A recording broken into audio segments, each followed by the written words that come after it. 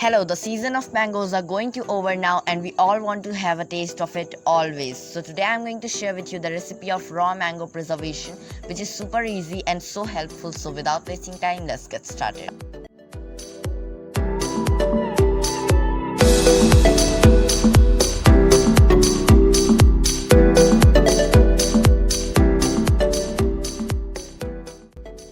So here I have taken 300 grams of raw mango and I have washed it. Now I'm going to peel it. Finally peel it and cut the top of the mango.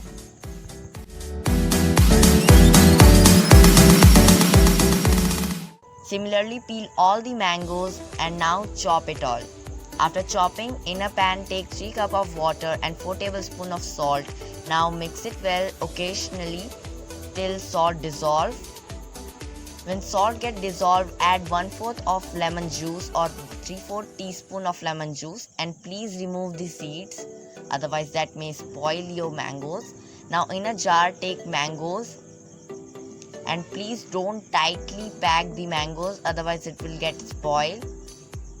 After filling the mangoes, take the strainer and pour the salt solution in the jar using strainer so that the thread of the lemon will not go inside.